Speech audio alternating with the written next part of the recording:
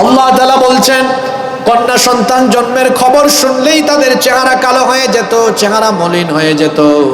এই সংবাদ শোনার পরে তারা কি নিজেরা আত্মগোপনে চলে যাবে, কিংবা সেই কন্যা সন্তানকে কি তারা জীবিত অবস্থায় পুঁতে ফেলবে নাকি কবর দিয়ে ফেলবে নাকি, এ ব্যাপারে তারা দ্বিধাদ্বন্দ্বে পেরে যেত।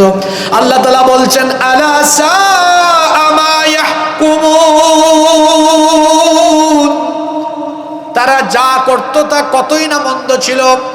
জীবিত অবস্থায় ফুটফুটে কন্যা সন্তানদেরকে জাহিল যুগের বর্বর অসভ্য আরবেরা একেবারে জীবিত অবস্থায় পুঁতে ফেলতো, মেরে ফেলতো, কবর দিয়ে ফেলতো। আল্লাহ তাআলা কোরআনে কারিমে তাদেরকে প্রশ্ন করছেন, ওয়া ইদাল মাউউদাতু সুইলাত বিআইয়ি যামবিন কুতিলাত, কিয়ামতের দিন এই মেয়েগুলাকে জিজ্ঞেস করা হবে কোন অপরাধে তাদেরকে হত্যা করা হয়েছিল। তাদের পিতাদেরকেও জিজ্ঞেস করা হবে কোন অপরাধে তাদেরকে হত্যা করা হয়েছিল। আর ১৫০০ বছর আগে নারীদের প্রতি কেমন বিদ্বেষ আর কেমন বৈষম্য ছিল শোনেন। সুনানে দারিমি থেকে একটা হাদিস আপনাদেরকে শোনাই, একটা ঘটনা আপনাদেরকে শোনাই। মনোযোগ আছে তো? ঘটনাটা খেয়াল করে শোনেন। একজন সাহাবী আল্লাহর নবীর সামনে এসে খুব কান্নাকাটি করছেন। আল্লাহর নবী তাকে জিজ্ঞেস করলেন, সাহাবী তুমি কাঁদো কেন? সেই সাহাবী তখন বললেন, ইয়া রাসূলুল্লাহ, আমরা মহব্বতে বলি সাল্লাল্লাহু আলাইহি ওয়াসাল্লাম, আমি এ কারণে কান্না করছি, আমি আপনার কাছে জানতে চাই, আমি যে কালিমা পড়ে মুসলমান হলাম, আমার কি পেছনের অতীতের সকল গুনাহ আল্লাহ মাফ করে দিয়েছেন নাকি? আল্লাহর নবী তখন বললেন, তুমি তো কালেমা পড়েছো, তুমি তো মুসলমান হওয়ার কারণে, কালেমা পড়ার কারণে আল্লাহ তোমার অতীতের সকল গুনাহ মাফ করে দিয়েছেন। সাহাবী তখন বললেন, ওগো আল্লাহর নবী, কিন্তু আমার তো মনে হয় আমি এমন গুনাহ করেছি, এই গুনাহ আল্লাহ মাফ করেছেন কিনা আমার সন্দেহ হয়। এমন সেনসিটিভ গুনাহ করেছি, এমন সাংঘাতিক গুনাহ আমি করেছি, আমার মনটা সব সময় ছটফট করে, জানি না আল্লাহ এই অপরাধ আমার ক্ষমা করবেন কিনা। আল্লাহর নবী তখন বললেন, সাহাবীরে, এমন কোন অপরাধ তুমি করেছো যার কারণে তোমার মনটা এখনো ছটফট ছটফট করে? সাহাবী তখন বললেন, ওগো আল্লাহর নবী, আমি আপনাকে সেই নির্মম নিষ্ঠুর কাহিনীটি শোনাই। আমার একটি ফুটফুটে সুন্দরী কন্যা সন্তান ছিল। আমি বাড়িতে গেলেই আব্বু আব্বু ডেকে সে আমার কাছে আসতো, আমাকে এত সুন্দর করে আব্বু আব্বু, বাবা বাবা বলে ডাকতো, আমার কাছে আসতো, কিন্তু তার প্রতি আমার দিল নরম হতো না। সব সময় একটা বিরক্তি কাজ করতো। আমার কাছে মনে হতো আমার এই কন্যা সন্তান যদি জন্ম না হতো তাহলে তো ভালোই হতো। আমার এই কন্যার প্রতি, এই মেয়ের প্রতি সব সময় এক ধরনের বিতৃষ্ণা কাজ করত। আমার তাকে খুব একটা সহ্য হতো না। একদিন আমি সিদ্ধান্ত নিলাম, আমার মেয়েটাকে আমি বেড়াতে যাওয়ার নাম করে আমি মেরে ফেলবো। আমার মেয়েকে আমি বেড়াতে যাওয়ার নাম করে বাড়ি থেকে রওনা দিলাম।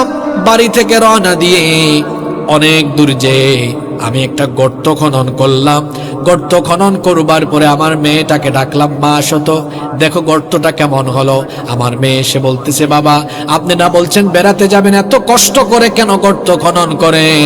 আমি গর্ত খনন করার সময় কিছু মাটি এসে আমার দাড়িতে লেগেছিল।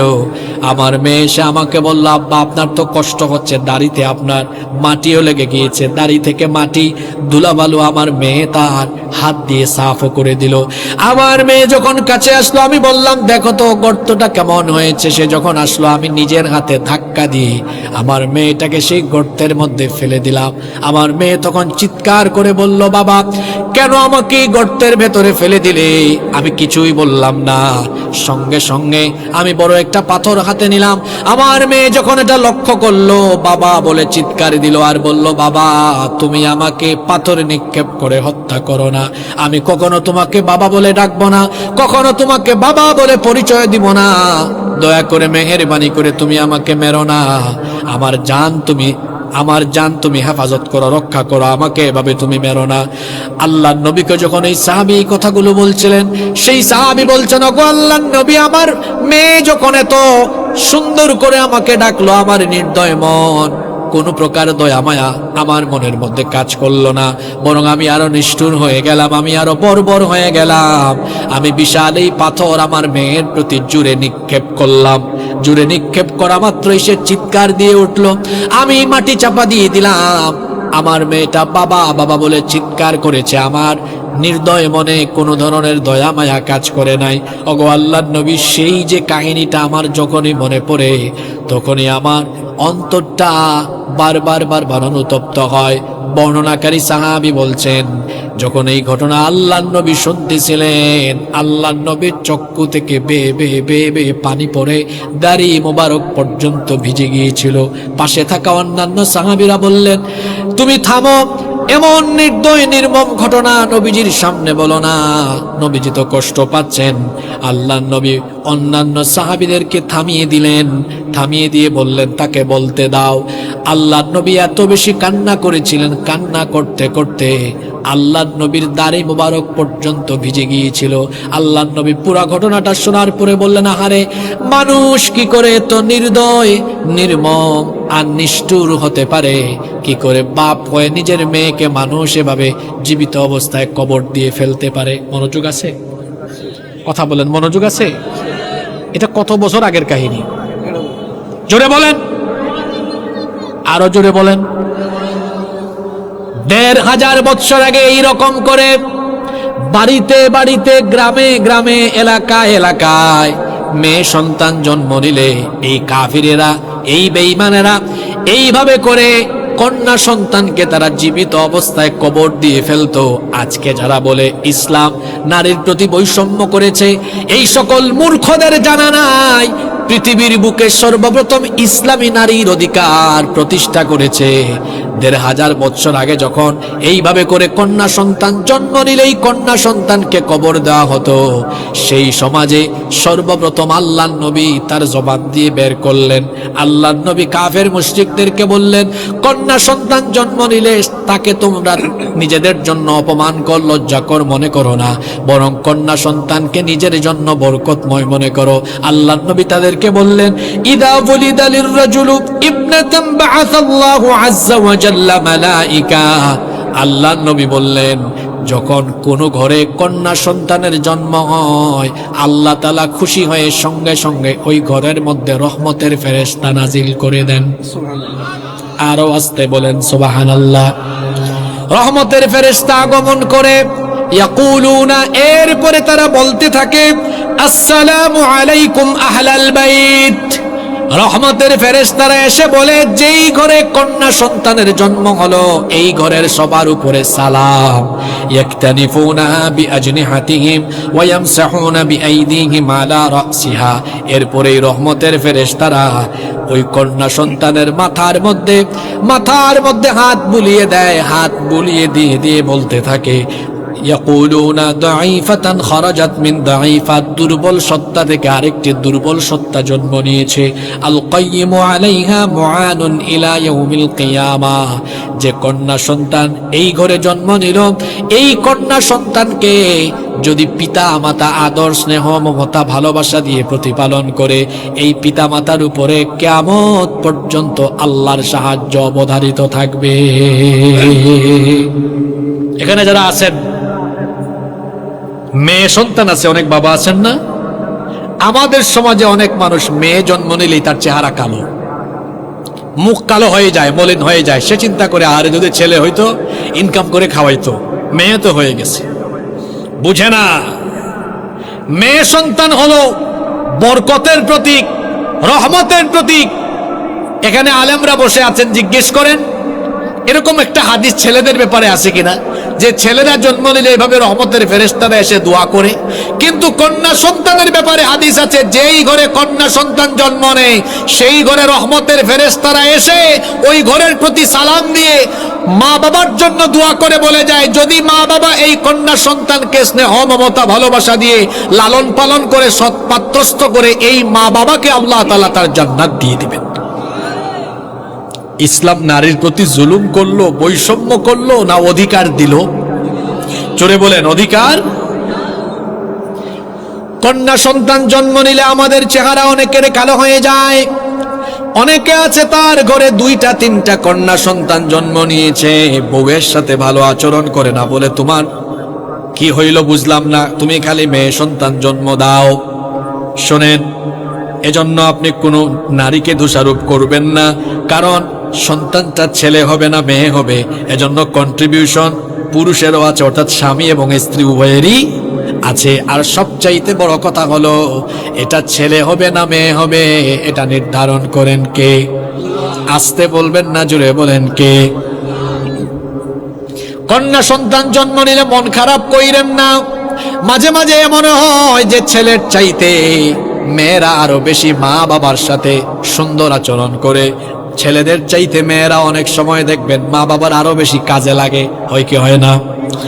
আর মেয়ে হইলে আপনি বেজার হয়ে যায়েন না।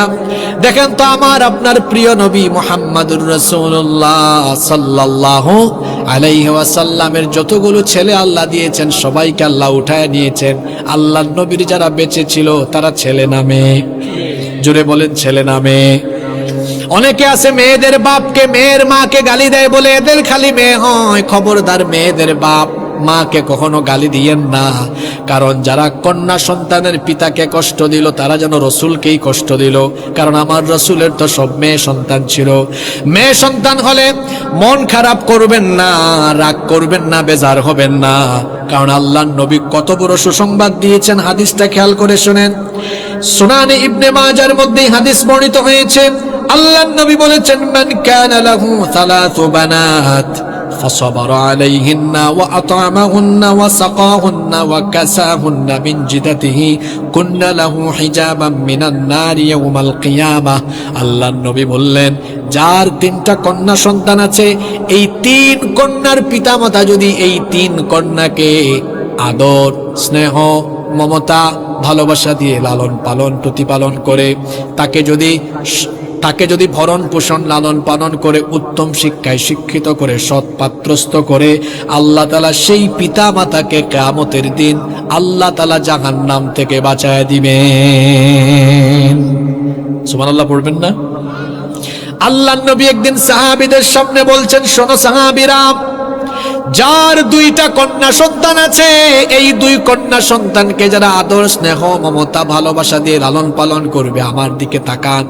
আল্লাহর নবী 2টা আঙ্গুল ওয়াদাম্মাস সাব্বাবাতি ওয়াল ওয়াসতা, এই 2 আঙ্গুল সাহাবীদেরকে দেখায় বললেন, এই 2টা আঙ্গুল যেমন খুব কাছাকাছি, এই 2টা আঙ্গুলের মধ্যে যেমন কোনো ব্যবধান নাই, 2টা আঙ্গুল যেমন খুব কাছাকাছি, কিয়ামতের দিন 2 মেয়ের মা বাবা আর আমি এইভাবে এক জান্নাতে অবস্থান করব।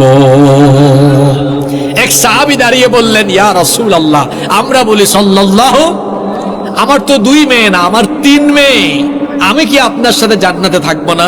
রাসূল বললেন, তুমিও আমার সাথে জান্নাতে থাকবে। সুবহানাল্লাহ। সাতক্ষীরার বাবারা, ভাইয়েরা, তাহলে বলেন তো দেখি, 1500 বছর আগে যখন কন্যা সন্তান জন্ম নিলে ওই ঘরের লোকেরা কন্যা সন্তানকে মেরে ফেলতো, কবর দিয়ে ফেলতো, সেই সমাজে ইসলাম নারীর প্রতি জুলুম, বৈষম্য করলো না অধিকার দিল? জোরে বলেন, আরো জোরে, আরো জোরে। ইসলাম নারীর অধিকার প্রতিষ্ঠা করেছে, বরং যারা নারীবাদী হয়ে নারী আন্দোলন করে যুগ যুগ ধরে তারা নারীদের অধিকার প্রতিষ্ঠা করতে পারে নাই, বরং তারা নারীদেরকে রাস্তাঘাটে নামিয়ে তাদের ইজ্জত লুণ্ঠনের ব্যবস্থা করেছে। ইসলাম নারীর অধিকার কেমনে প্রতিষ্ঠা করলো, খুব খেয়াল করে শোনেন কিভাবে ইসলাম নারীর অধিকার দিল।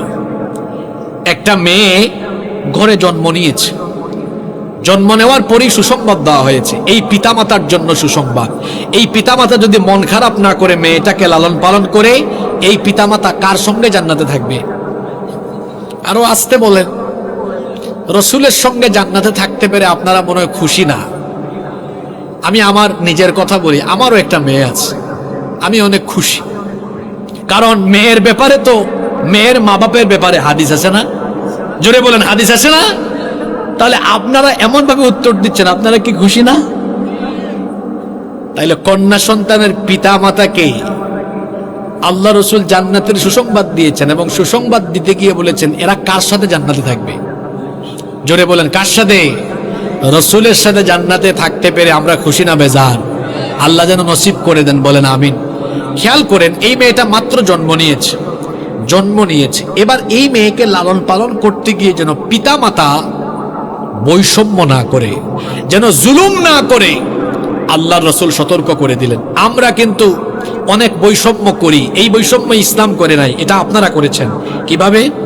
কারো ঘরে প্রথমে একটা মেয়ে জন্ম নিয়েছিল, এটাকে খুব আদর করছে বাপ মা দুজনেই।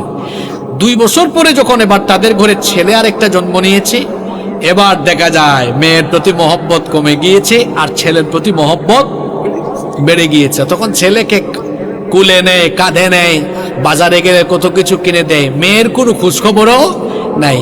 দেখা যায় যখন মা বাবা ছেলেকে নিয়ে মেয়েকে নিয়ে খাবার খেতে বসে, মাছের মাথা, মুরগির রান এটা ছেলেকে দেয়, আর মেয়েকে মাছের লেজ, তারপরে মুরগির ওই যে ধরেন আপনার গিলা, কলিজা বা পাজরের অংশ, তুই খাইলে খা, না খাইলে নাই। এই বৈষম্য কি ইসলাম করেছে না আপনারা করেছেন? এই বৈষম্য ইসলাম করে নাই, এই বৈষম্য আমার সমাজের কিছু বর্বর মানুষ করেছে, এটা ইসলাম করে নাই। বরং আল্লাহর রাসূল কি বলেছেন শোনেন। আল্লাহর নবী বলেছেন, মান কানাত লাহু উনসা ফালাম ইউইদহা ওয়ালাম ইউহনিহা ওয়ালাম ইউআথির ওয়ালাদাহু আলাইহা আদখালাহুল্লাহুল জান্নাহ। আল্লাহর নবী বলেছেন, যার কন্যা সন্তান আছে, সেই কন্যা সন্তানকে যারা জন্মের পরে জীবিত অবস্থায় কবর দেয় না, সেই কন্যা সন্তানের প্রতি যারা বৈষম্য করে না, সেই কন্যা সন্তানকে লালন পালন করতে গিয়ে সেই কন্যা সন্তানের চাইতে যারা পুত্র সন্তানকে প্রায়োরিটি দেয় না, অর্থাৎ যারা ছেলে মেয়ে লালন পালনে ইনসাফ করে, জুলুম করে না, বৈষম্য করে না, ওই কন্যা সন্তান, ওই ছেলে মেয়ের পিতা মাতাকে আল্লাহ তাআলা কিয়ামতের দিন জান্নাত দান করে দিবেন। আর ছেলে মেয়ে লালন পালন করতে গিয়ে যারা ছেলে মেয়েদের প্রতি বেইনসাফ করে, অনেক পিতামাতা আছে এরকম, রাগ করবেন না, এই প্যান্ডেলের ভিতরে এরকম আছে। 3 ছেলে যেটা বেশি ইনকাম করে এটারে বেশি মহব্বত করে, 2টা ইনকাম কম করে দেখতে পারে না, আছে না নাই?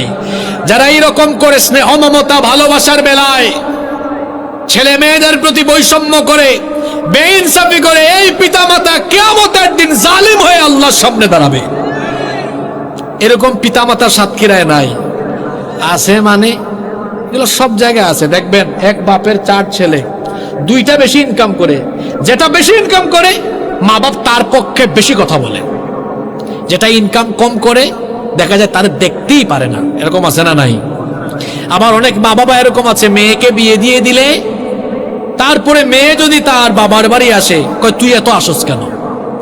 তার ভাইরাও বলে, এই তুই এত আসস কেন? ভাইয়ের বউরা পর্যন্ত খোঁটা দেয়, এরকম আছে না নাই? শোনেন বাবারা, এখানে যারা আছেন, যখন সম্পদ ভাগ বাটুয়ারা করবেন, আজকে এমন ওয়াজ হবে যা সচরাচর সব জায়গায় আপনি শুনেন না, খেয়াল করে শুনবেন, বাস্তব কথা হবে। আপনাদের এলাকায় জমি জামার হিসাব আপনারা কেমনে করেন? বিঘা, কানি, বিঘা। এক বাপের 4 ছেলে 2 মেয়ে, সম্পদ আছে 20 বিঘা।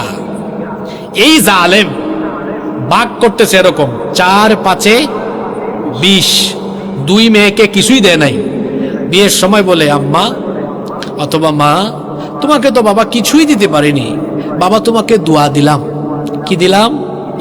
মহিলা প্যান্ডেলে আজকে যত বোনরা আছেন শুনতেছেন, আপনি মুখের উপর বলবেন, আব্বা আপনি দোয়া দেন ঠিক আছে, কিন্তু দোয়ার পাশাপাশি আমার জিনিসও দেওয়া লাগবে, এটা আপনার প্রাপ্য। আর যে বাবা সম্পত্তিতে মেয়েকে ঠকাবে, মেয়েকে বঞ্চিত করবে, সে যদি 5 ওয়াক্ত নামাজি, এমনকি হাজী সাহেব হয়, কিয়ামতের দিন সে জালেম হয়ে জাহান্নামে নিক্ষিপ্ত হবে। সাফ কথা বলে গেলাম, মেয়েকে ঠকাবেন, জালিম হয়ে জাহান্নামে যাওয়া লাগবে। আপনারা মেয়েদেরকে সম্পদে ভাগ দেন না বলে আপনারা মারা যাওয়ার পরে মা বাপ মারা যাবে, আর ওই ভাইরা আর ভাইয়ের বউরা খুঁটা দেয়। বোন বাড়িতে আসলে বলে, তোর তো এই বাড়িতে বাবার সম্পদে কোনো হক নাই, তুই আসছত কেন, যা বের হ। ভাইয়ের বউরাও খুঁটা দেয়, দেয় কি দেয় না? আপনাদের এলাকায় মনে দেয় না? দেয় মানে ভাইয়ের বউরা বলে যে আপনি এত আসেন কেন, কম কম আসতে পারেন না, দেখতেই পারে না, এরকম আছে না নাই? খবরদার, এই বৈষম্য ইসলাম করেনি, এই বৈষম্য সমাজের কিছু বর্বর মানুষ করেছে। আল্লাহ রসুল তো বলেছেন ছেলে মেয়ে লালন পালনে ইনসাফ করো, বৈষম্য করো না, মেয়ের চাইতে ছেলেকে প্রাধান্য দিয়ে দিও না, বরং আদর মহব্বতের বেলায় মেয়েদেরকে একটু বেশি মহব্বত করবেন, কারণ মেয়েদেরকে মহব্বত করতেন রাহমাতাল লিল আলামিন মুহাম্মাদুর রাসূলুল্লাহ সাল্লাল্লাহু। আল্লাহর নবী যখন কোন সফরে যেতেন, একদম শেষে তিনি তার মেয়ের সাথে দেখা করতেন, আবার যখন সফর থেকে ফিরে আসতেন সবার আগে তিনি হাদিয়া নিয়ে, গিফট নিয়ে তার কলিজার টুকরা মেয়েদের সাথে দেখা করতেন। আপনারা শুধু সুবহানাল্লাহ কইতে পারবেন, কিন্তু আপনাদের কাজ কি? যখন সাতক্ষীরায় যান, ঢাকায় যান, দেশের বাইরে যান, কোনো কিছু আনলে আগে আপনি আপনার বউ, আপনার ছেলে সবার ভাগ দেওয়ার পরে বলেন আমার ফাতেমা কোথায়, আসো ধরো, লাস্টে। আর আল্লাহ রসুল করতেন এটা লাস্টে না ফার্স্টে? জোরে বলেন। মেয়েদের প্রতি জুলুম করবেন না, অবিচার করবেন না। দেখেন ইসলাম কিভাবে নারীর অধিকার, সম্মান আর মর্যাদা প্রতিষ্ঠা করলো। যেখানে নারীর কোনো ইজ্জত ছিল না, সম্মানই ছিল না, জন্ম নিলেই জীবিত অবস্থায় পুঁতে ফেলা হতো, সেই যুগে ইসলাম নারীর এমন ভাবে মর্যাদা দিল। আল্লাহ নবী বললেন এই মেয়েদেরকে তোমরা হত্যা করো না, যেই মেয়েদেরকে তোমরা নিজেদের জন্য অপমানকর মনে করো, বরং এই মেয়েদেরকে লালন পালন করলে আল্লাহ তোমাদের উপরে রহমত আর বরকত বাড়িয়ে দিবেন। ইসলাম বলল কন্যা সন্তান নারী হলো রহমত আর বরকতের প্রতীক। সুবহানাল্লাহ পড়বেন না? এই মেয়ে বড় হচ্ছে এই ঘরে, খেয়াল করেন, আমি একদম ফার্স্ট থেকে ধরলাম ধারাবাহিকভাবে। এই মেয়ে জন্ম নিয়েছে, এবার এই মেয়েটা ঘরের মধ্যে বড় হচ্ছে। প্রথমে তার মা বাবাকে রেড অ্যালার্মিং দেওয়া হয়েছে, সতর্কবার্তা, খবরদার বাপ হয়ে মা হয়ে মেয়ের প্রতি বেইনসাফ করো না। এবার ওই ঘরে তো মা বাবা ছাড়াও ভাই থাকে না, জোরে বলেন থাকে না? এবার ভাইকেও সতর্কবার্তা দেওয়া হলো, তুমি তোমার বোনের প্রতি অবিচার করো না, তোমার বোনের কোনো হক নষ্ট করো না। আল্লাহ নবী বললেন যে ছেলে, যে ভাই তার বোনের হক নষ্ট করবে, কিয়ামতের দিন সেও জালিম হয়ে আল্লাহর সামনে দাঁড়াবে। আর যে ভাই তার বোনের হক নষ্ট করবে না, তার বোনের হক আদায় করবে, আল্লাহ ওই ভাইয়ের প্রতি কিয়ামতের দিন দয়া করবে।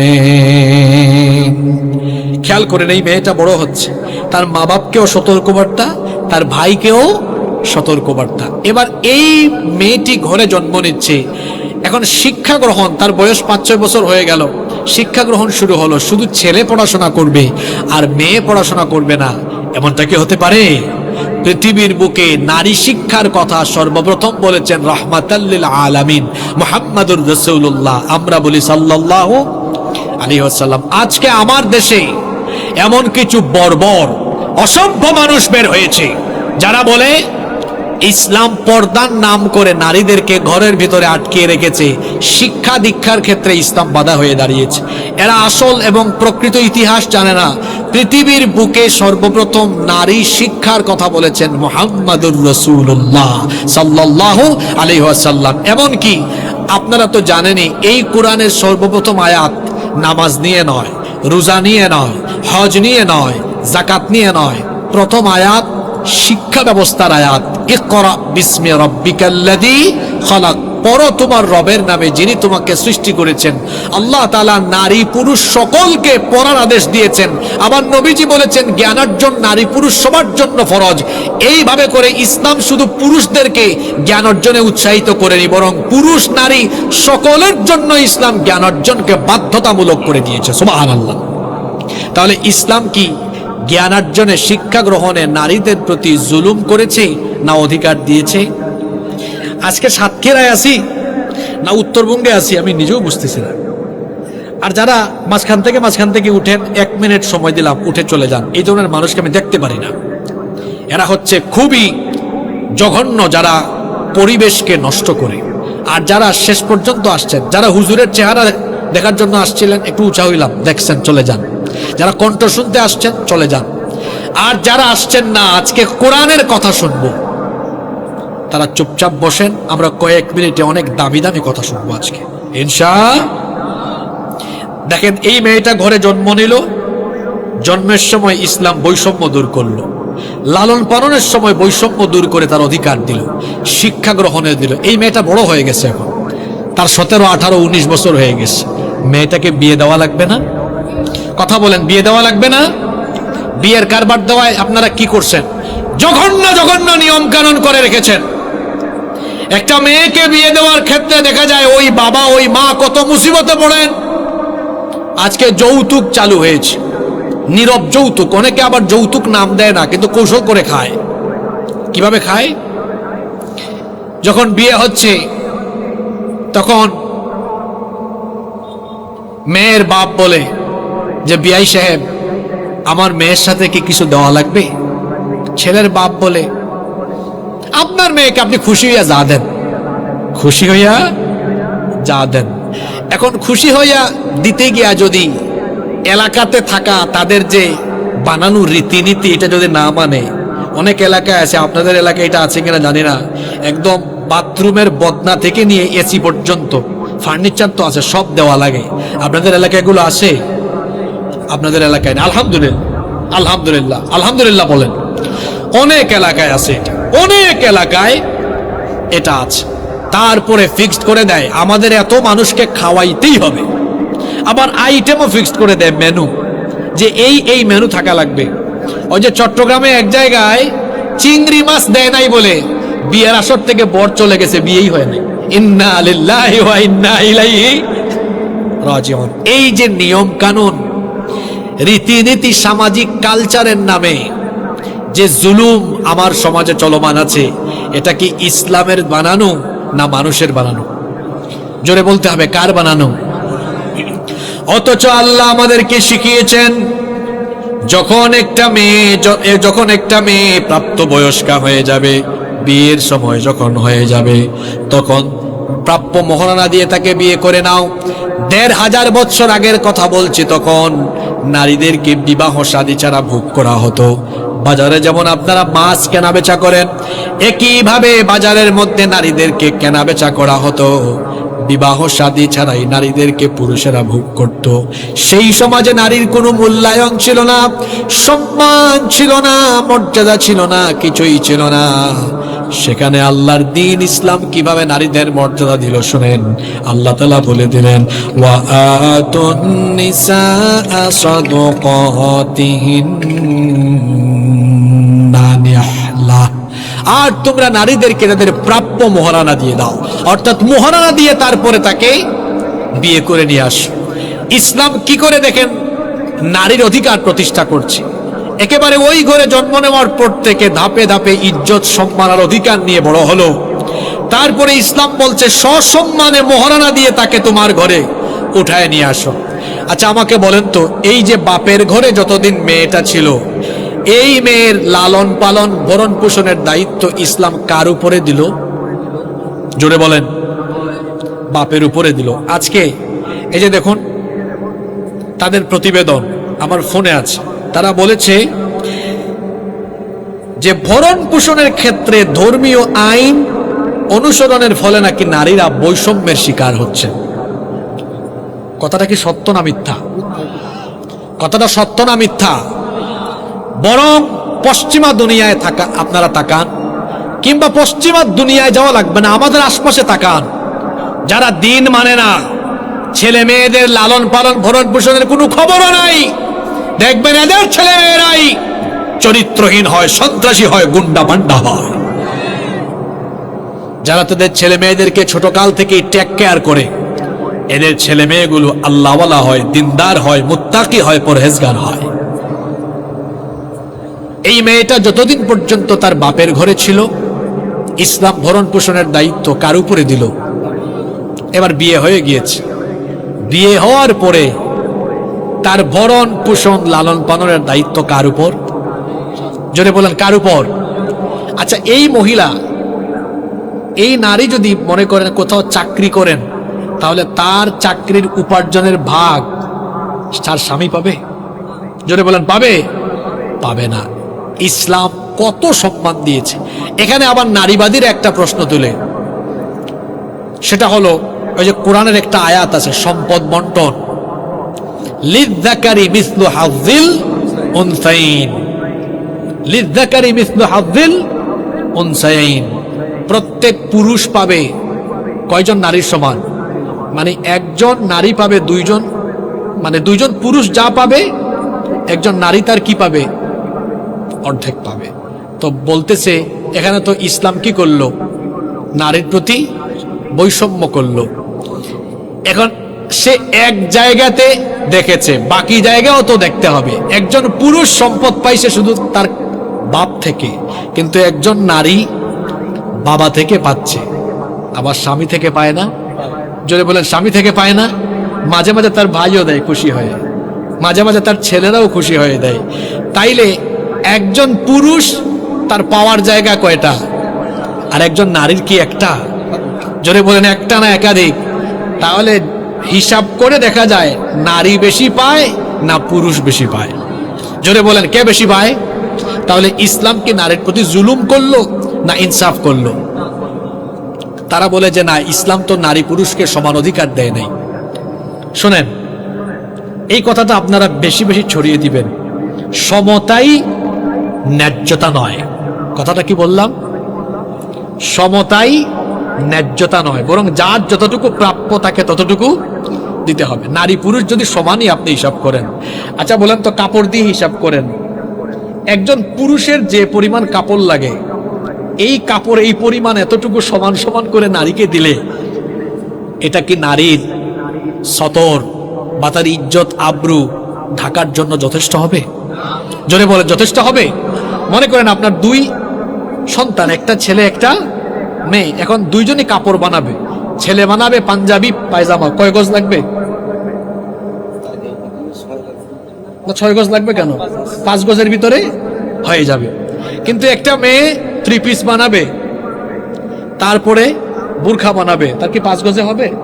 তা আপনি যদি বলেন না, নারী পুরুষ সমান অধিকার, এরও 5 গজ এরও 5 গজ হবে, তাহলে সমতাই ন্যায্যতা নয়, বরং যার যতটুকু প্রাপ্য তাকে ততটুকু দিতে হবে। ইসলাম তাই করেছে। ইসলাম নারীকে তার প্রাপ্য হক দিয়েছে। এজন্য দেখা গিয়েছে অনেক ক্ষেত্রে নারী পুরুষের থেকে বেশি পেয়ে গিয়েছে। সুবহানাল্লাহ। একটু পরে আমাদের পয়েন্ট আসতেছে, যেমন বাবা আর মা, মা আর বাবা, এই দুজনের মধ্যে পিতা মাতার, পিতা এবং মাতা, মা আর বাবা, এই দুজনের মধ্যে বাবার চাইতে মায়ের হক কয় গুণ বেশি? কথা বলেন না কেন? 3 গুণ। তাহলে এখানে ইসলাম নারীর অধিকার এবং সম্মান কমিয়ে দিল না বাড়িয়ে দিল?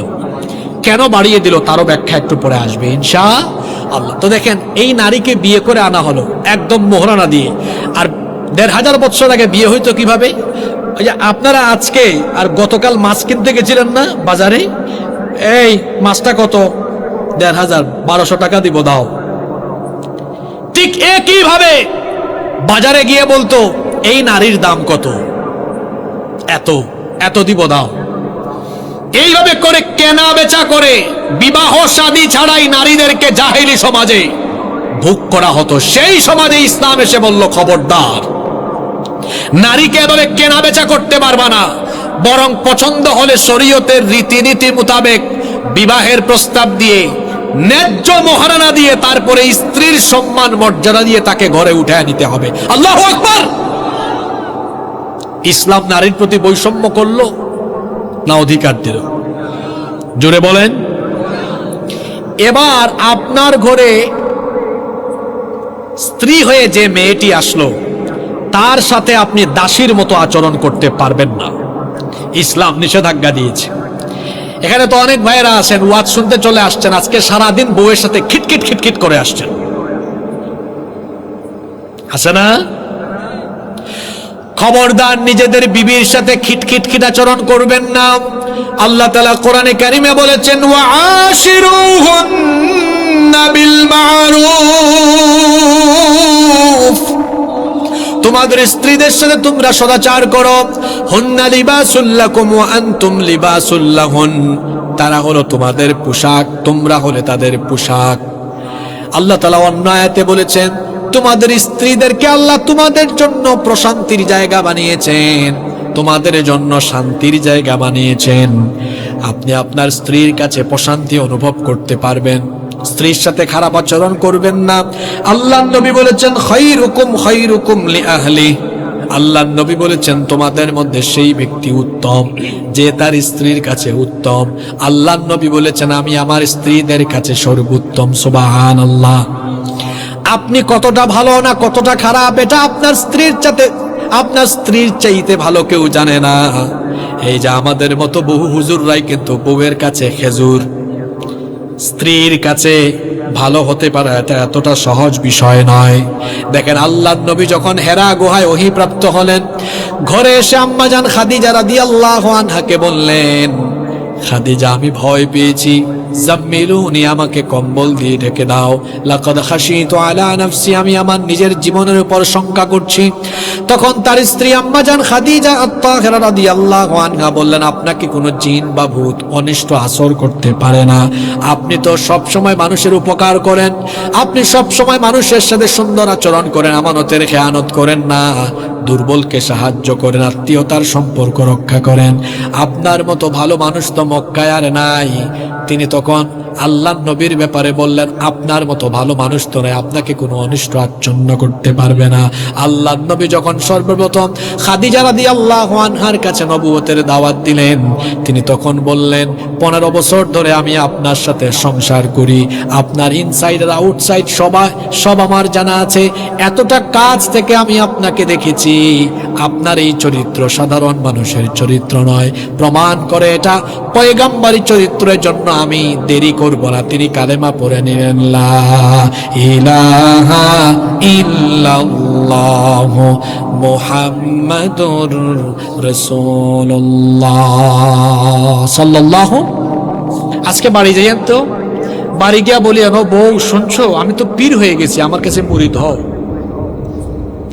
ভাবি তখন বলবে তুমি পীর না ক্ষীর এটা আমার চাইতে ভালো কেউ জানে না।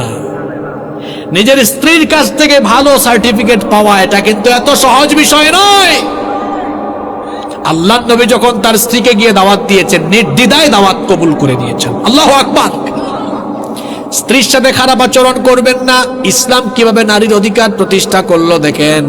আল্লাহ তাআলা প্রত্যেক পুরুষের জন্য বাধ্যতামূলক করে দিয়েছেন তারা যেন তাদের স্ত্রীর সাথে সদাচার করে সুন্দর আচরণ করে।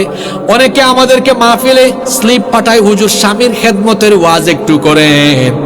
আমাদের দেশে স্বামীর খেদমতের ওয়াজ বেশি হয়, কিন্তু স্ত্রীর অধিকার কেমনে আদায় করতে হয় এই ওয়াজ বাংলাদেশে বড় কম হয়। নিজের স্ত্রীর অধিকার আপনি আদায় করবেন, দেখবেন আপনার বউ আপনার খেদমত এমনি করবে। ভাইরে শোনেন, কারো কাছ থেকে কিছু পেতে হলে তাকে আগে কিছু দিতে হয়। কথা ঠিক না বেঠিক? কথায় আছে না, কিছু পেতে গেলে কিছু দিতে হয়। আপনার বউ আপনার সেবা করবে, আপনি তাকে ভালোবাসা দেন, তাকে সময় দেন। আপনি তো তার সাথে কথা বলেন খিটখিট খিটখিট স্বভাবে। আপনার সাতক্ষীরাতে একটা কাপড়ের দোকান আছে, আপনি কাপড়ের দোকানে বসে আছেন, 2-3 জন বোন আসছে দোকানের আশপাশে করে, আসসালামু আলাইকুম আপু আসেন, সব আছে এখানে। ঢুকছে, আপু দেখেন এটা আপনাকে খুব মানাবে, খুব নরম ভাষায় কথা বলছে। এমন সময় তার বউ ফোন করেছে, ওগো শুনছো দুপুরের খাবারের সময় হয়েছে, খাইছো? হ্যাঁ, ফোন রাখ। বউয়ের সাথে গরম, পরনারীর সাথে কথা বলছেন না কেন? এইরকম স্বভাবের মানুষ তো সাতক্ষীরায় নাই, সব আল্লাহর কুতুব এখানে। তার বউ তার জন্য সাজগুজ করে রেডি আছে একদম। তার বউ বলতেছে, ওগো দেখো না তোমার জন্য সাজগুজ করলাম। এত সাজগুজ করার কি আছে, যাও ঘুমাও। পরের দিন সকালে পাশের বাড়ির ভাবি বেরোইছে, ভাবি আপনি তো কিউট কেন? কি আছে না নাই? জোরে বলেন, আছে না নাই? শয়তান তাকে এমন ভাবে মুরিদ বানিয়েছে যে যেটা হালাল, যেটা সুন্দর লাগার কথা ওইটা তার চোখে লাগে অসুন্দর, যেটা অসুন্দর লাগার কথা এটা তার কাছে লাগে সুন্দর। আল্লাহর কসম, শয়তান তাকে তার খলিফা বানিয়ে ফেলেছে। এমন পুরুষ তো সাতক্ষীরায় নাই গো। কিছু পেতে গেলে কিছু দিতে হয়। আপনি একটু বউয়ের সাথে সুন্দর করে কথা বলেন, সুন্দর করে কথা বলে না, কথায় কথায় বলে এই বেশি কথা বলিস না, তালাক দিয়ে দিব। পাইছে একটা, শুধু কি এই যে রমজানের আগে গিয়েছে নাটোরে, নাটোর চেনেন না আপনারা, রাজশাহীর পাশে। তো এক ছেলে আমাকে একটা স্লিপ পাঠিয়েছে, লিখছে, হুজুর আমি বিয়ে করছি কয়েক মাস হয়েছে, আমার বউ খুব সুন্দরী, কিন্তু আমার সাথে খালি খিটখিট খিটখিট করে। আমি ডিসিশন নিয়েছি আমি তাকে তালাক দিয়ে দিব, শুধু সে আমার সাথে রাগ করে। কি করে? আমি এটা পায়া চিন্তা করলাম, রাগ করে ঠিক আছে বউ, কিন্তু রাগ কেন করে এটা তো লিখে নাই। এমনও তো হইতে পারে সে সময় দেয় না, কথা বলে না, এই কারণে রাগ করে, করতেই পারে, ঠিক না?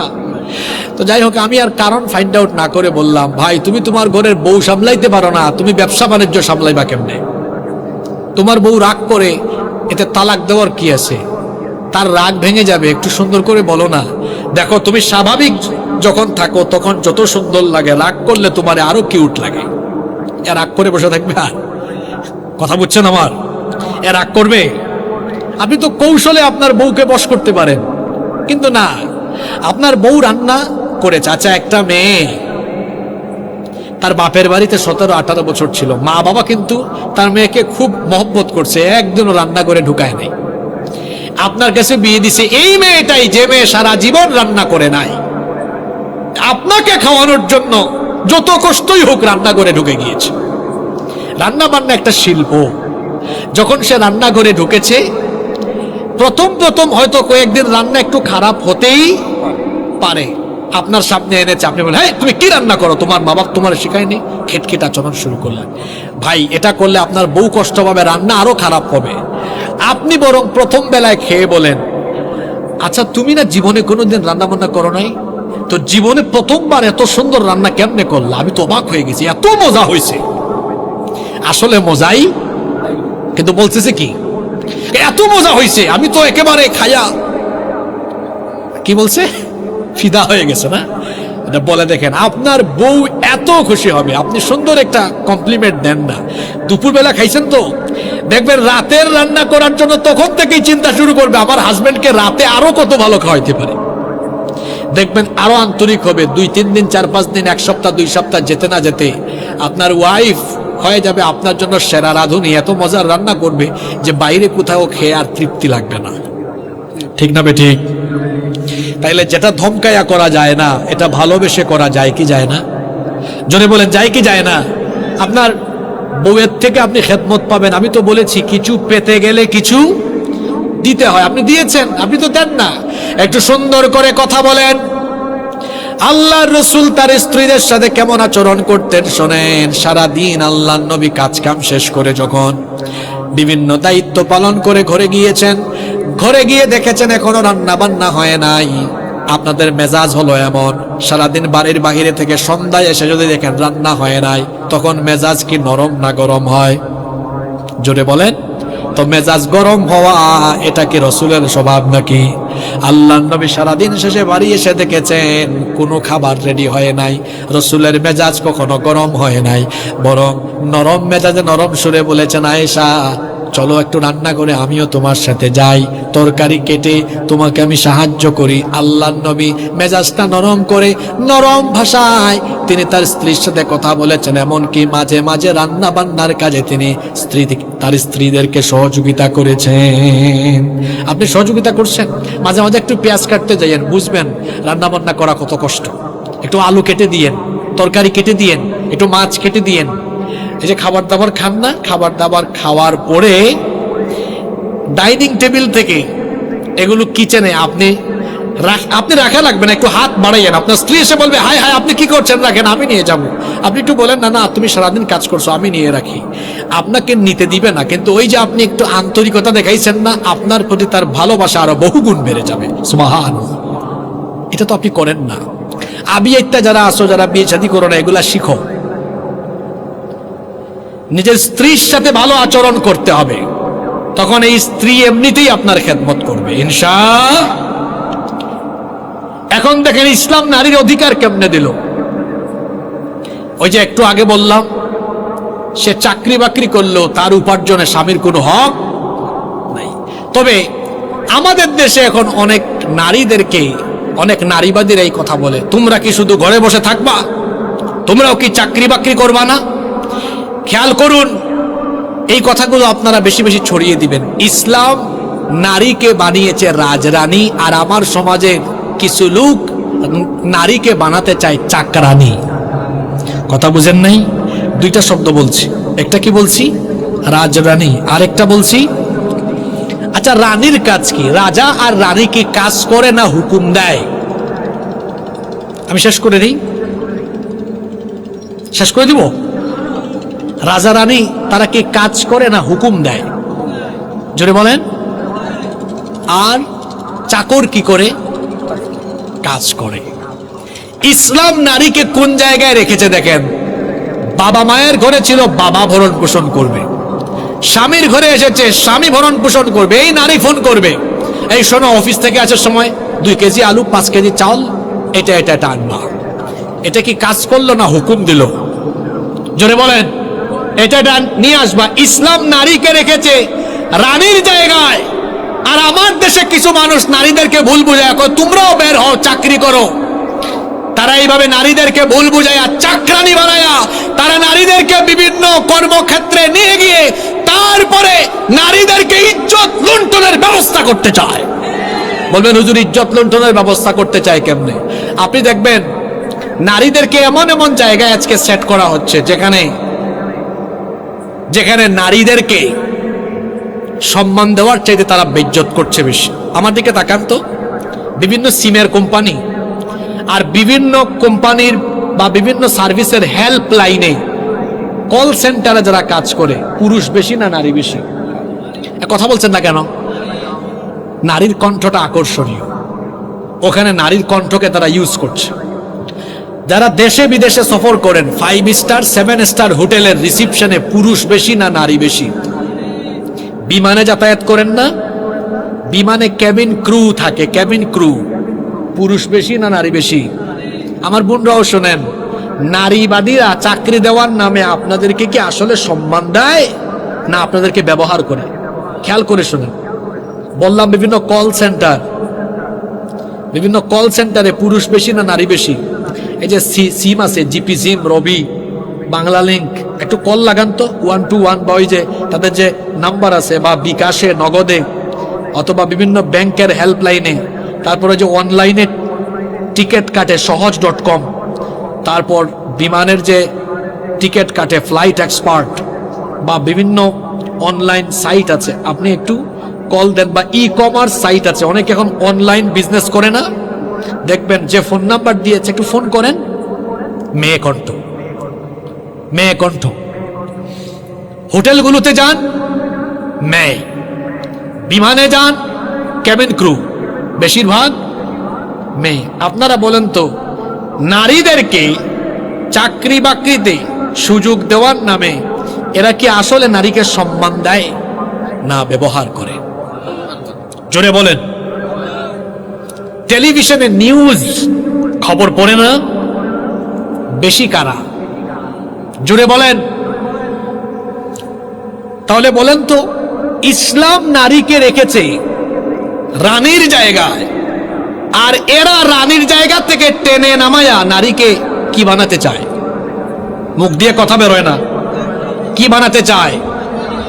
তা আমার মা বোনরা কি চাকরানি হবে না রানী হবে? সিদ্ধান্ত আমি তাদের উপর দিয়ে দিলাম। কথা কি বোঝা যায়? আমরা নারীদেরকে কি চাকরানি দেখতে চাই না রানী দেখতে চাই? জোরে বলেন। আমি কিন্তু শুরু করছিলাম জন্ম থেকে, একটা মেয়ে জন্ম নিছে, ওখান থেকে বড় হইতে হইতে শিক্ষা দীক্ষা সব পর্দা শেষ করে এখন বিয়ে শাদী আর সংসার জীবনে আছে, তাই না? আচ্ছা, বিয়ে শাদী হওয়ার পরে ওই নারীর ঘরে কি জন্ম নেয়? জোরে বলেন। এই নারী আবার তার সম্মান আর মর্যাদার একেবারে সর্বোচ্চ জায়গায় চলে যান। কিরকম? নারী যখন মা হন তখন তিনি পূর্ণতা লাভ করেন, এত বেশি পূর্ণতা লাভ করেন যে এই যে দেখেন, আমরা পুরুষ মানুষ, আমাদের প্রত্যেকের পায়ের তলায় জুতা, স্যান্ডেল, আর নারী যখন মা হয়ে যান তখন আল্লাহ তাআলা তার পায়ের তলায় সন্তানের বেহেশত রেখে দেন। সুবহানাল্লাহ। তো ইসলাম নারীর উপর জুলুম করলো না সম্মান দিল? জোরে বলেন। একজন নারী যখন মা হয়ে যান তখন তিনি সম্মান আর মর্যাদার সর্বোচ্চ আসনে সমাসীন হয়ে যান। এত বেশি সম্মান তার হয়ে যায়, পিতার চাইতে মায়ের অধিকার আল্লাহ 1-2 গুণ নয় 3 গুণ বাড়িয়ে দিয়েছেন। জোরে বলেন কয় গুণ? আবু হুরায়রা রাদিয়াল্লাহু আনহু থেকে হাদিস এসেছে, একজন সাহাবী এসে আল্লাহর নবীকে জিজ্ঞেস করলেন, মান আহাক্কুন নাসি বিহুসনি সাহাবাতি, সবচাইতে সর্বোত্তম আচরণ পাওয়ার জন্য আমার কাছ থেকে সবচাইতে অগ্রাধিকার পাবে কে? আল্লাহর নবী বললেন, উম্মুক, তোমার মা। সাহাবী দ্বিতীয়বার জিজ্ঞেস করলেন, সুম্মা মান, এরপরে কে? আল্লাহর নবী বললেন, উম্মুক, তোমার মা। সাহাবী তৃতীয়বার জিজ্ঞেস করলেন, সুম্মা মান, তারপরে কে? আল্লাহর নবী তৃতীয়বারও বললেন, উম্মুক। সাহাবী চতুর্থবার জিজ্ঞেস করলেন, সুম্মা মান। এরপরে আল্লাহর নবী চতুর্থবার বললেন, আবুকা, তোমার বাবা। কথা বুঝে থাকলে, হাদিসটা বুঝে থাকলে বলেন তো, আল্লাহর নবী মায়ের কথা বলেছেন কয়বার? আরো জোরে বলেন কয়বার? আর বাবার কথা বলেছেন কয়বার? তাহলে বলেন তো, বাপের চাইতে মায়ের অধিকার ইসলামে কম না বেশি? বলতে পারেন, হুজুর বাবার চাইতে মায়ের অধিকার কেন? ইসলাম 3 গুণ বাড়িয়ে দিল। এর কারণ হলো 3টা। জোরে বলেন কয়টা? কারণ পৃথিবীর মায়েরা এমন 3টা কষ্ট করেন, যেই 3টা কষ্ট পৃথিবীর কোনো বাবা করে না। এই 3টা কষ্ট মায়েরা করেন। সেই 3টা কষ্ট কি? আল্লাহ তাআলা কোরআনে কারীমের 46 নম্বর সূরাতুল আহকাফের 15 নম্বর আয়াতে উঠিয়ে দিয়েছেন, ওয়া ওয়াসাইনাল ইনসানা বিওয়ালিদাইহি ইহসানা হামালাতুহু উম্মুহু কুরহাহু ওয়া ওয়াদাআতুহু কুরহা ওয়া হামলুহু ওয়া ফিসালুহু 30 শাহরা। আল্লাহ তাআলা বলেছেন, পৃথিবীর সকল সন্তানদেরকে আল্লাহ তাদের মা বাবার সাথে ইহসান করার জন্য, সদাচার করার জন্য আদেশ দিয়েছেন। বিশেষ করে মায়ের ক্ষেত্রে মানুষ যেন বেশি ইহসান করে। তার কারণ হলো, মা এমন 3টা কাজ করেছেন যা পৃথিবীর বাবারা করে নাই। 1 নাম্বার হলো, মা কষ্টের পর কষ্ট সহ্য করে সন্তানকে গর্ভে ধারণ করেছেন। 9 মাস 10 মাস সন্তানকে পেটে ধারণ করে। বাবা না মা? আসতে বলবেন না, সবাই বলেন বাবা না মা? গর্ভধারণের যন্ত্রণা কত কঠিন। আপনি তো রাতের বেলা ঘুমিয়ে যান। বাবা মায়ের সাথে যারা বেয়াদবি করেন, বিবাহ শাদী করেছেন, নিজের বউয়ের দিকে একটু তাকায়েন। আপনার বউ যখন প্রেগনেন্ট হয়ে যায়, ঘুমাতে পারে না, আপনি জিজ্ঞেস করেন, বউ তুমি ঘুমাও না কেন?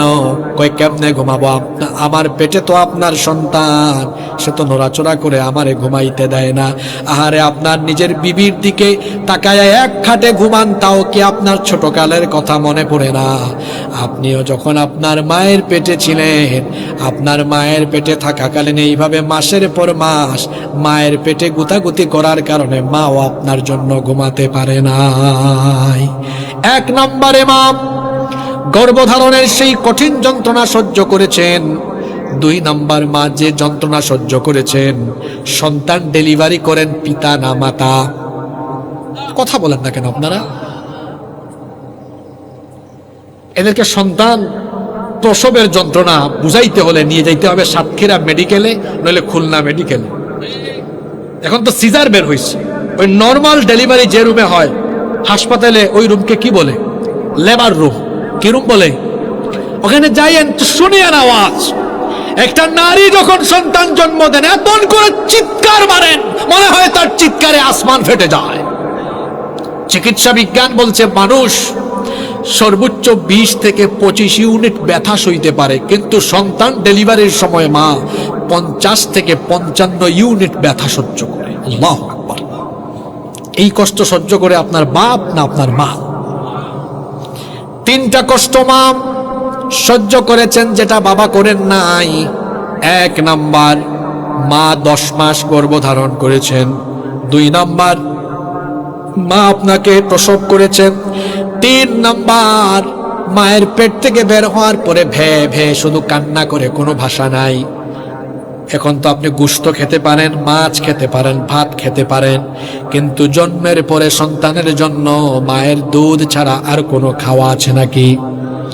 জন্মের পর থেকে আপনাকে 2 বছর 2.5 বছর বুকের দুধ যিনি পান করিয়েছেন তিনি বাবা না মা?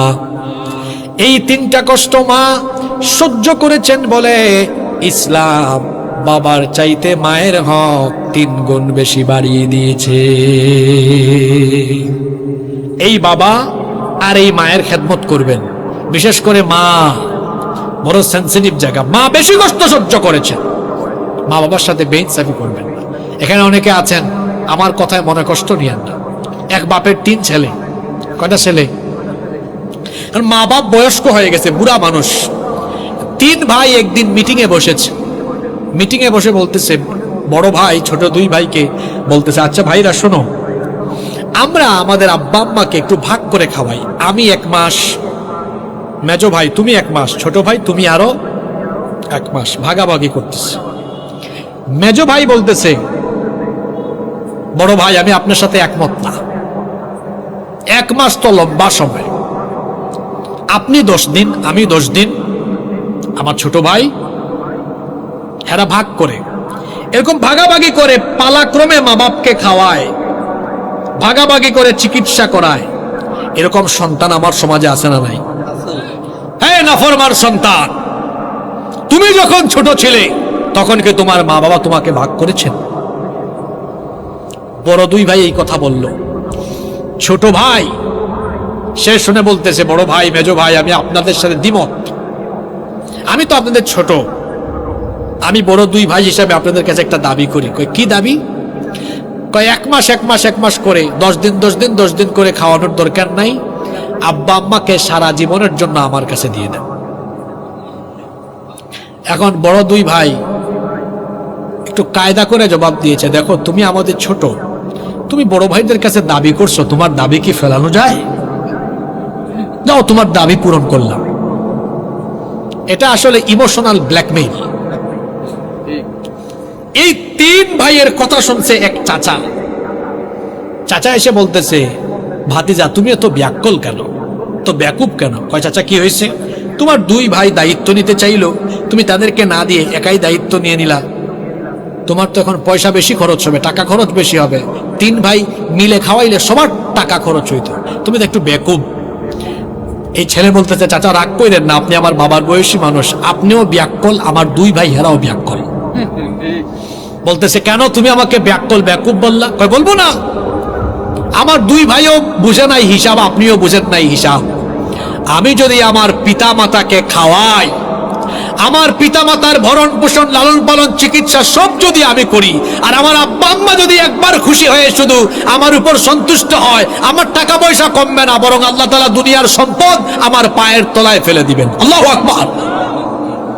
তাহলে বুদ্ধিমান সন্তানরা কি পিতা মাতাকে ভাগ করে? জোরে বলেন।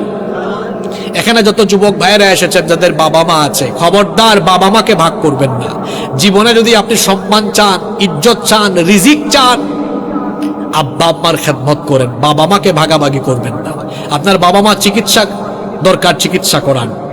ঈদের সময় আসবে, সবার আগে আব্বা আম্মাকে গিফট করবেন।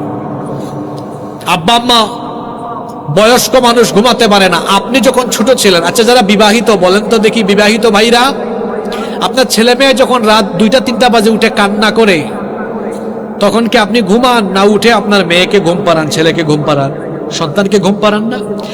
আপনিও যখন ছোট ছিলেন আপনাকে আপনার বাবা মা ঘুম পাড়িয়েছেন। আজকে আপনার বাবা বুড়া, আপনার মা বুড়ি মানুষ, ঘুমাইতে পারেন না। আপনি বাবা মায়ের রুমে যান, গিয়ে বলেন, আব্বা আম্মা আমি আপনার মাথা টিপে দেই, হাত পা টিপে দেই। বাবা মা বলবে, দরকার নাই বাবা তুমি চলে যাও। আপনি বলুন, না, ছোটবেলা আপনি আমাকে ঘুম পাড়িয়েছেন, এখন আমি আপনাকে ঘুম পাড়াবো। আপনি একটু বাবা মায়ের রুমে থেকে মাথাটা, হাতটা, পাটা টিপে দিয়ে ঘুম পাড়ান। আপনার বাবা মা ঘুমানোর সময় আল্লাহকে বলবে, আল্লাহ আমার ছেলে আমার মেয়ে আমার কলেজা ঠান্ডা করে দিয়েছে, তুমিও আমার ছেলেকে দুনিয়া আখিরাতে শান্তি করে দাও। সুবহানাল্লাহ। এটা করছেন কখনো? আল্লাহ রসুল বলেছেন, হুমা জান্নাতুকা আও হুমা নারুকা, তোমার পিতামাতা তোমার জান্নাত, অথবা তোমার পিতামাতা তোমার জাহান্নাম। পিতামাতাকে খুশি করেন, খুশি হয়ে যাবেন কে? বলছিলাম ইসলাম নারীর মর্যাদা কেমন দিল। দেখেন, এই নারী যখন মা হলেন তখন তার সম্মান সর্বোচ্চ শিখরে প্রতিষ্ঠা হয়ে গেল। এই সম্মান দিয়েছেন কে? জোরে বলেন, সম্মান দিয়েছেন কে? আমার দিকে তাকান। সর্বশেষ একটি ঘটনা বলবো, এটা আপনাদের পাশের জেলায় হয়েছে। 71 সালে দেশ স্বাধীন হওয়ার পরে 2025 সাল পর্যন্ত রাষ্ট্র ক্ষমতায় বিভিন্ন মেয়াদে শুধু কি পুরুষ ছিল না নারীরাও ছিল? জোরে বলেন। দুই বেডির ক্ষমতার ঠেলাঠেলি তো আমরা গত কত বছর ধরে দেখতেছি, না না আরো বেশি। কি বলেন আপনি?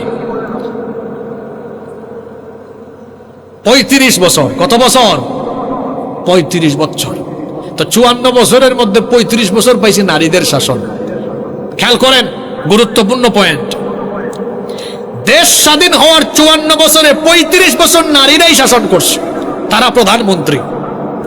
এমনকি নারী স্পিকার ছিল, নারী স্বরাষ্ট্রমন্ত্রী ছিল কি ছিল না? এত ক্ষমতা। সরকারি দল নারী, বিরোধী দলও, মানে সরকারি দলের নেত্রীও নারী, বিরোধী দলীয় নেত্রীও, কি আওয়ামী লীগ, কি বিএনপি, কি জাতীয় পার্টি, তিন দলে নারী ছিল না?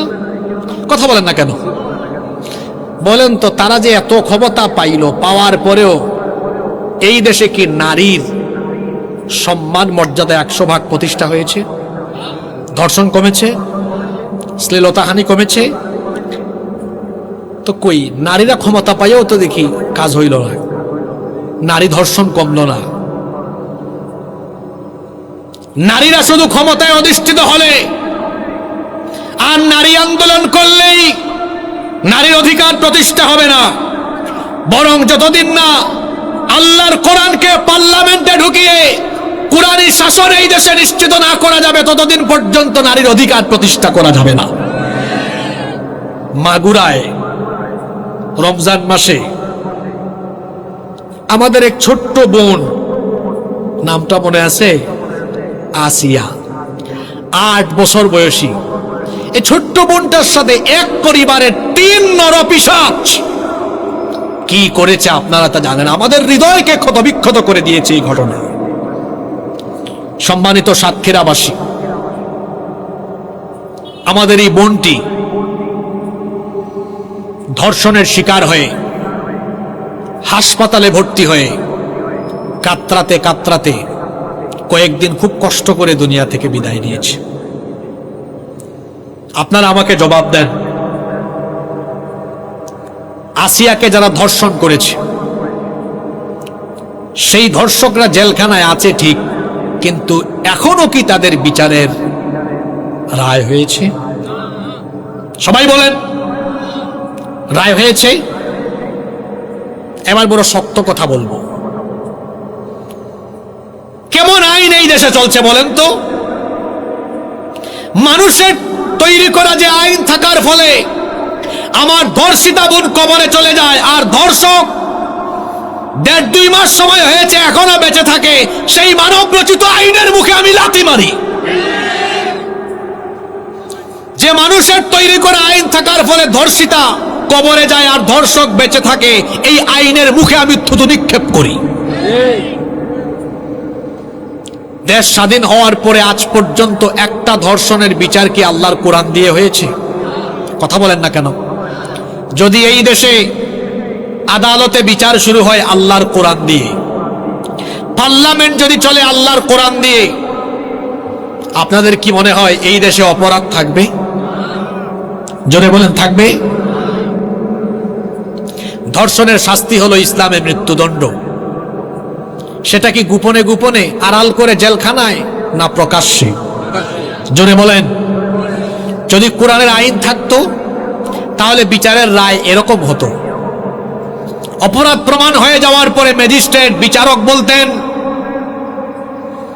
এটাকে বাইতুল মুকাররমের সামনে নিয়ে যাও, বাইতুল মুকাররমের সামনে নিয়ে প্রকাশ্য জনসম্মুখে মৃত্যুদণ্ড দাও। এই সাতক্ষীরায় মাঝে মাঝে চুরির ঘটনা ঘটে কি ঘটে না? একজন চোরকে ধরে সাতক্ষীরা পুলিশ স্টেশনের সামনে হাত কেটে দেন তো, সাতক্ষীরায় যতগুলা শেষরা চোর আছে সব একদম তারের মতো সোজা হয়ে যাবে। 71 সালে দেশ স্বাধীন হওয়ার পরে 2025 পর্যন্ত 54টি বছর আমরা অতিক্রম করলাম। এই দেশ থেকে চুরি, বাটপারি, ডাকাতি, দুর্নীতি, লুটপাট, জিনা, ব্যভিচার, ধর্ষণ আমরা কমাতে পারিনি। নারীর অধিকার আমরা প্রতিষ্ঠা করতে পারিনি। ইউনূস সরকারকে এখন নারী বিষয়ক সংস্কার কমিশনের কিছু ব্যক্তিবর্গ এসে কিছু সুপারিশ দিয়ে তারা নারী উন্নয়ন করতে চায়। আমি চ্যালেঞ্জ করলাম, নারীর অধিকার তারা প্রতিষ্ঠা করতে পারবে না। নারীর অধিকার প্রতিষ্ঠা সহ একটি কল্যাণমুখী রাষ্ট্র পেতে হলে মানুষের তৈরি করা আইনকে বঙ্গোপসাগরে নিক্ষেপ করে আল্লাহর কোরআনের আইনকে পার্লামেন্ট পর্যন্ত নিয়ে যেতে হবে। এই লক্ষ্যে আমাদের সবাইকে ঐক্যবদ্ধ হয়ে কাজ করতে হবে। রাজি আছেন আপনারা সবাই? আজকে 1.5 ঘন্টারও বেশি সময় ধরে কেন ইসলামে নারী অধিকার নিয়ে কথা বললাম? যাতে করে আমার দেশের নারীবাদীরা সহজ সরল মুসলমানদেরকে ধোঁকা দেওয়ার সুযোগ এবং সাহস কোনোটাই না পায়। তারা যা বলে তা সম্পূর্ণ ভুল এবং মিথ্যা। তারা বলে ইসলাম নারীর প্রতি বৈষম্য করেছে, তারা বলে ইসলাম নারী অধিকার প্রতিষ্ঠার পথে বাধা এবং অন্তরায়। তারা যেই কথা বলে তা হলো সম্পূর্ণ মিথ্যা, তা হলো সম্পূর্ণ ভুল এবং প্রতারণা, জাতির সাথে ধোঁকাবাজি। বরং সত্য কথা হলো এই, পৃথিবীর বুকে অধিকার হারা নারী জাতির অধিকার সর্বপ্রথম প্রতিষ্ঠা করেছে ইসলাম। আমরা আজকে ধাপে ধাপে একটি মেয়ে জন্ম হওয়া থেকে নিয়ে শুরু করে তার মা হওয়া পর্যন্ত তার জীবনের প্রতিটি সেক্টরে, প্রতিটি ধাপে ধাপে ধাপে ধাপে ইসলাম কি করে তাকে সম্মানিত করেছে, মর্যাদা দিয়েছে, কিভাবে তার অধিকার প্রতিষ্ঠা করেছে, আমরা কোরআন সুন্নাহর আলোকে তা অবগত হয়েছি। এবার আসেন আমাদের করণীয় কি। কষ্ট হচ্ছে আপনাদের? আমি আর 2-3 মিনিট সময় নেব। আমাদের করণীয় হলো, এখানে আমরা যারা আছি আমাদের প্রত্যেকের ঘরেই মা বোন আছে না নেই? জোরে বলেন। এই ওয়াজের আমল শুরু হবে আগে ঘর থেকে। আজকে এমন এক বিষয় নিয়ে ওয়াজ হয়েছে, আলোচনা হয়েছে নারীদেরকে নিয়ে। আর নারী আমাদের প্রত্যেকের ঘরে আছে না নাই? যারা আবিয়েত্যা, বিয়ে করে নাই, তাদের ঘরে তো বউ না থাকলে কি হবে? মা আছে, বোন আছে। আর যারা বিয়ে করেছেন, বউ আছে, মা আছে, বোনও আছে। যারা বয়স্ক হয়ে গেছেন তারা তো আরো বহুত কিছু পাইছেন। বউ আছে, মেয়ে আছে, নাতনি আছে, আছে না? আবার ওই নাতনির ঘরে যেটা হয়, আপনাদের সাতক্ষীরায় কি বলেন? নাতির ঘরে কন্তি নাকি না পন্থী, পুতনি কি বলেন? হায় হায়, কেউ জানে? কেউ বলবেন বাবা কি বলে নাতির ঘরে যেটা হয়? মানে আপনার নাতির ঘরে যেটা জন্ম নেয় ওইটাকে আপনারা কি বলেন? কন্তি। আচ্ছা ঠিক আছে, আপনারা যেটা বলেন। অনেকে এইটাও পাইছে, আসে না? তো যে যে জায়গায় নারীরা আছেন সম্মান করতে হবে। বিবাহিত ভাইয়েরা নিজের বিবির সাথে ভালো আচরণ করুন। আর মা বাবা যাদের জীবিত আছে, মনে করবেন জান্নাত এখনো আপনার ঘরে আছে। সুবহানাল্লাহ। মার খেদমত করুন, বোনকে স্নেহ করুন, স্ত্রীকে ভালোবাসুন, মেয়েকে ভালোবাসুন, ইনসাফ করুন। আর মা হোক, বোন হোক, মেয়ে হোক, বউ হোক, কয়টা বললাম? মা হোক, বোন হোক, মেয়ে হোক, আপনার স্ত্রী হোক, 4 জনকে পর্দায় রাখা আপনার কি দায়িত্ব নয়? জোরে বলেন, দায়িত্ব নয়? আপনি ওয়াজে আসেন, নামাজে যান, ইসলামী আন্দোলন করেন, হজ করেন, যাকাত দেন। আপনার ঘরের নারী যদি বেপর্দায় থাকে, আপনার পরিচয় রসুল দিয়েছেন আপনি একজন দাইয়ুস। আর দাইয়ুস কোনোদিন আল্লাহর জান্নাতে ঢুকতে পারবে? একজন নারী বেপর্দা থাকার পেছনে 4 জন পুরুষ দায়ী। কয়জন? দেখেন তো এই 4 জনের বাইরে আপনারা আছেন কিনা? স্বামী, বাবা, বড় ভাই, বড় ছেলে, এই 4 শ্রেণীর বাইরে আমরা কেউ আছি? আপনি ঠিক থাকলে আপনার বউ বেপর্দায় যেতে পারবে? তবে আপনি আবার প্রথমেই ধমকাইয়েন না, একটু সুন্দর করে বলেন, একটু ভালোবেসে বলেন যে দেখো তুমি যে সুন্দর, তোমারে দেখলে তো আমারই মাথা ঘুরে, আমি পাগল হয়ে যাই। তোমার এই সৌন্দর্য অন্য কেউ দেখুক, এটা আমি চাই না, আমি তো এটা হজম করতে পারবো না, নিতেই পারবো না। আপনি এভাবে সুন্দর করে বুঝায় বলেন, আপনার বউ অটোমেটিকলি পর্দা করে ঘর থেকে বের হবে। আপনার মাকে বোঝান, আপনার বোনকে বোঝান, আপনার মেয়েকে ছোট্ট থেকে পর্দায় রাখুন। ইসলাম বিরোধীরা বলে এই মোল্লা মৌলবীরা পর্দার নাম করে নারীদেরকে ঘরের মধ্যে আটকায়া নারী উন্নতিতে বাধা দিচ্ছে। তো আমিও বলি শিয়াল আসলে মুরগির স্বাধীনতা চায়। একবার একটা ঘটনা বলে শেষ করি, মনোযোগ আছে আপনাদের। একবার এক শিয়াল মুরগির খামারের পাশে গিয়ে ঘুরতেছে। তো মুরগির খামারের চতুর্দিকে নেট আছে, নেট। তো মুরগিরা বলতেছে, মামা আপনি আমাদের আশেপাশে ঘুরঘুর করেন কেন? শিয়াল বলতেছে, আরে তোদেরকে দেখে আমার এত মায়া লাগতেছে, দেখ আমার দিকে তাকা, আমি তো স্বাধীন, যে কোনো জায়গায় যাইতে পারি, কিন্তু তোদের মালিক কত জঘন্য, দেখ তোদেরকে আটকায় রাখছে, বন্দি করে রাখছে, তোরা যদি আমার মতো স্বাধীন হইতে পারতি। মুরগিরা বলতেছে, মামু আপনার মতলব তো আমরা জানি, আমাদের মালিক যদি আমাদেরকে আপনার মতো স্বাধীন করে দিত, আপনি আমাদেরকে ধরতেন আর মজা করে খাইতেন। শেয়াল যেমন মুরগির স্বাধীনতা চায়, তেমনি চরিত্রহীন লোকেরা নারীদেরকে ঘর থেকে বের করে বেপর্দা করে তাদের ইজ্জত লুণ্ঠনের ব্যবস্থা করতে চায়। এই সুযোগ আমরা হতে দিব।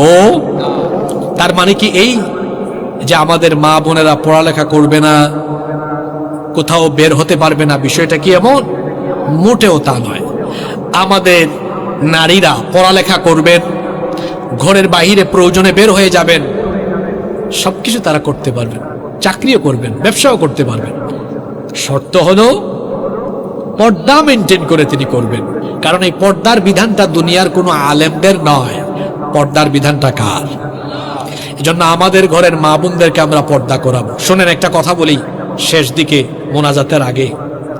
আপনার কাছে প্রচুর টাকা আছে, প্রচুর ক্ষমতা আছে, আপনি কোনো মাদ্রাসার, কোনো স্কুলের, কলেজের প্রিন্সিপাল, অনেক সম্মান আছে আপনার, মাসের ঘের আছে, অনেক ব্যবসা আছে, অনেক টাকা আছে, চেয়ারম্যান, মেম্বার।